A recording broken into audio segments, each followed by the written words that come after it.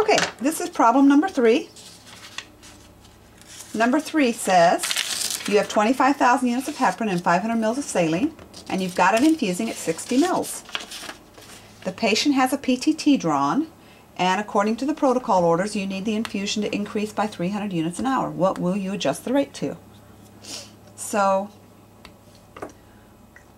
you could approach this several different ways. I'm going to approach it the easiest way, and namely, I am going to determine how many mils 300 units would be, and then I'm going to add that to the infusion that's already going to get the fluids running at the rate they now need to be. So picture this.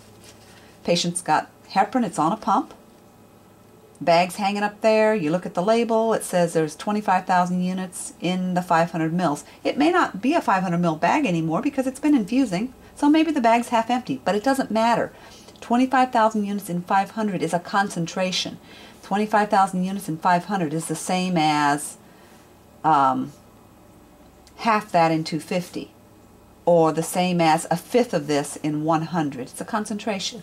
So even though the bag is, partially empty because it's been infusing, it doesn't matter. This is still the concentration that you work with. Patient has a PTT, and we need to increase the infusion by 300 units an hour.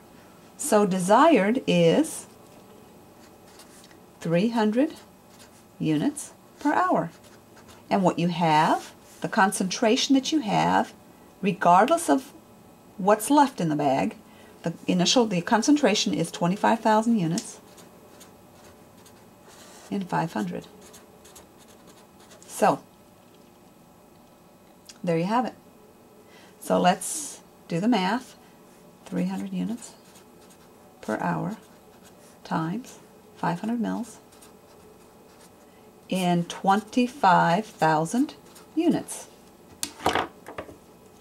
Sure enough, your units cancel out,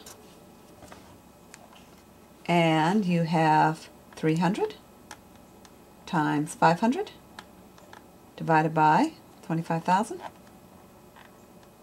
and you get 6 mils per hour. Now don't stop here. Go back to your problem. What's it really say? It says increase by 300 units an hour. Well, 300 units is 6 mils. So you're going to adjust the rate to 66.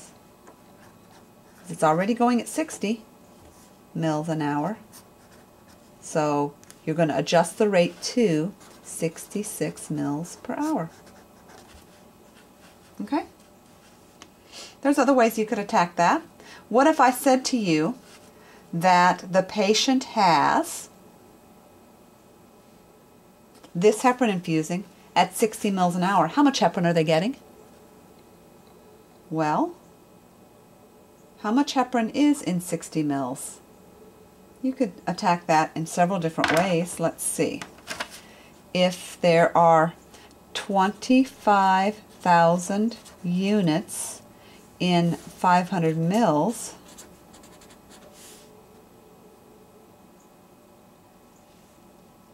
how many units are in 60 mils?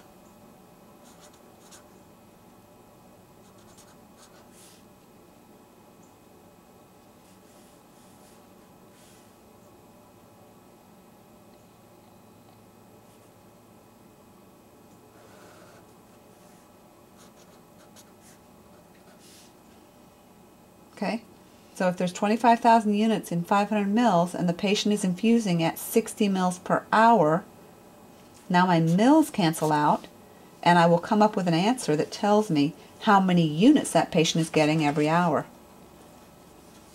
So 25,000 times 60 divided by 500.